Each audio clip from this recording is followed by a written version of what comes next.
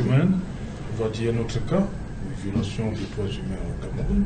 Et je vous ai pris quelques cas, le cas de Damien Darel en France en 2021, qui a carrément giflé le président Macron.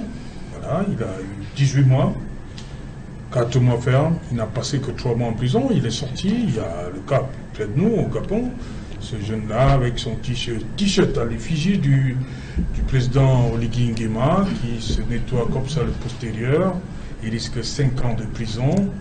Pour le cas Longuelengwe ici, pourquoi on semble avoir mis le juge de côté, la justice de côté, pour des méthodes que tout le monde a vues. Monsieur Saint-Jarret autour, je vous remercie de me passer la parole. Vous voyez devant une vidéo qui est devenue virale comme celle-là, on n'a pas de voix. Vous l'avez vu, mes prédécesseurs, quand ils ont pris la parole, j'ai senti en eux un sentiment de révolte. Vous voyez que ce qui est en train de se passer au Cameroun est gravissime. Si on n'arrête pas la saignée, je crois que les populations elles-mêmes vont se retourner contre ces FM. Parce qu'on a l'impression que c'est la délinquance qui est de l'autre côté. Il faut un peu arrêter. Parce que quand je regarde cette vidéo en tant que professionnel, je crois qu'il y a 4 éléments qu'il faut rattacher. Parce que quand je regarde, je vois des douleurs aiguës et des souffrances. Je vois une intentionnalité. C'est-à-dire que des gens qui le fouettent pour qu'il arrive à un but qui est le 3e élément, et le but spécifique, le museler. Je crois qu'on a vu la même vidéo. La 4e chose, c'est la qualité officielle. Parce que quand ils le font, ils sont en train de lui faire comprendre que le rapport de force, c'est chez nous. Et nous, on t'interpelle pour te demander de ne plus le faire. Et la sanction, c'est contre eux. On t'administre ce traitement humiliant et dégradant. Voilà, donc, moi je dis c'est des méthodes barbouzades. On retombe là sur la torture. Parce qu'il a dit qu'il a pissé du sang. Quand j'ai écouté Longuet, il a dit qu'il a pissé du sang. Quand vous l'écoutez, vous avez pris l'exemple de la France. La France a ratifié les conventions contre la torture et autres peines. Traitement inhumain et dégradant. Ils ont ratifié le protocole que le Cameroun a ratifié, un protocole en juillet 2010. Maître, sans vous couper, l'affaire Benalla en France. Oui. Ce n'est même pas un policier, hein. C'est quelqu'un qui est proche de l'Élysée, qui est camouflé dans les policiers et qui bastonne un manifestant. Oui, ça on l'a vu et vous voyez ce qui a suivi. Voilà, donc quand on revient là, on a posé un problème là tout à l'heure, on identifie l'infraction. Longuelengwe fait une sortie, Agnon Simon, Lonkan a fait une sortie, qui est un artiste connu de tout le monde à l'échelle internationale. Il fait une sortie où il déclare, voilà les élections, je crois que si on revient même 500 fois, quand on va battre pour bien. Mais en quoi c'était un problème? Est-ce que c'était un outrage? Quand on vous rattachez ça à la faute, l'article 17 du Code pénal vous éclaire. C'est-à-dire qu'il n'y a pas de peine sans infraction. Est-ce que c'est une infraction? Quels sont les éléments constitutifs d'une infraction? Est-ce qu'en réalité, c'est que le fait pour lui d'avoir dit ça était une infraction? Non. On va l'interpeller. Et qui va nous interpeller? La sécurité militaire.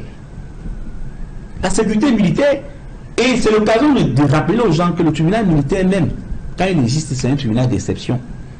Ce n'est pas un tribunal de droit commun. Je suis désolé. Que les gens n'utilisent pas d'instrumentalisme, pas cela comme un instrument d'oppression.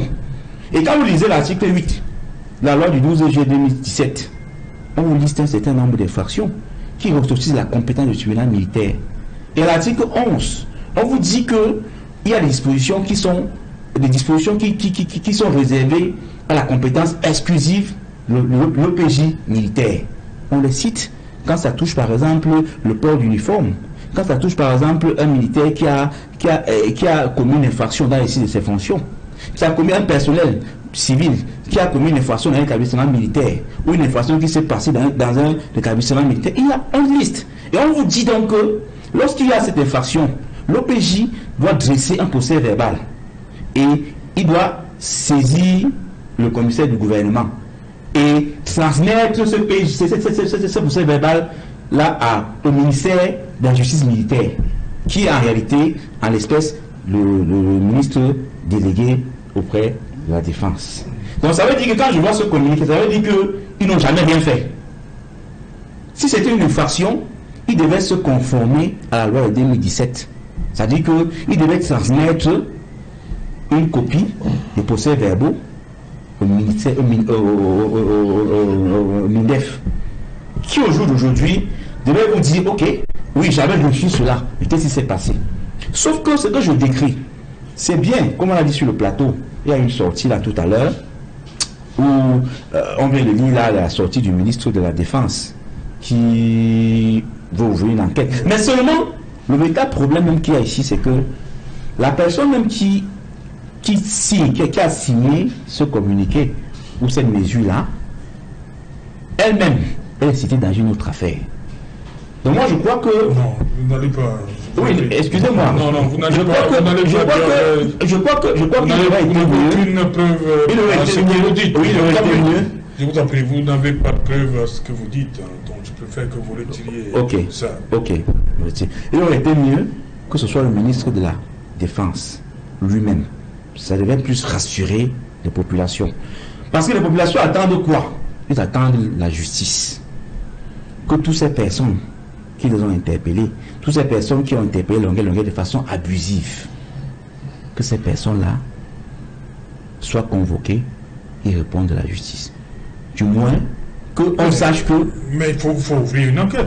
On est d'accord, je suis en train de venir là. On a la vidéo, c'est hier que tout le monde... Oui, c'est ce que je dis. Non, je dis c'est bien, monsieur c'est là autour. Oui. Mais seulement, ce que je vais vous dire, c'est que quand on ouvre une enquête, les gens veulent savoir. Les gens veulent que les choses bougent. C'est ça, monsieur Kelbé. Les gens veulent savoir qu'effectivement, cette enquête aboutira à des sanctions.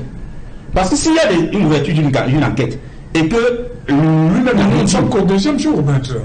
Non, je suis en train de vous parler. Oui. Je suis d'accord. Ce n'est pas que je ne veux pas qu'on ouvre une enquête. Je dis ceci. L'enquête est ouverte. Mais il faudrait qu'il y ait une solution. Parce que ce qui est important là maintenant, c'est qu'il faudrait que toutes ces personnes, c'est-à-dire que les complices, c'est-à-dire qu'on appelle les donneurs d'ordre là, qui sont les complices, et même les auteurs qu'on a vu à travers la vidéo là, qui soient interpellés. Voilà ça. Et qu'à la fin, qu'on ait un sentiment de justice, qu'ils ont été punis. Parce que regardez, il y a eu certains faits qui se sont passés. La petite qui a été, le petit qui a été, comment on a dit, qui a été tué du côté de Sanchou. Pas plus tard, puis il y a cela 2 jours. Il y a une dame qui parlait de ça en demandant que mais l'enquête, c'est à quel niveau? Qu'est-ce qu'on en a fait? Donc les gens veulent voir qu'il y ait des sanctions. Les gens veulent qu'il y ait vraiment des mesures qu'on prenne contre cela. Parce que quand on va prendre ces mesures, ce sera dissuasif. Et quand on apprend aussi à nous communiquer et nous dire, ok, par rapport à tel fait, voilà la mesure qui a été prise, voilà la sanction qui a été prise pour que ça soit.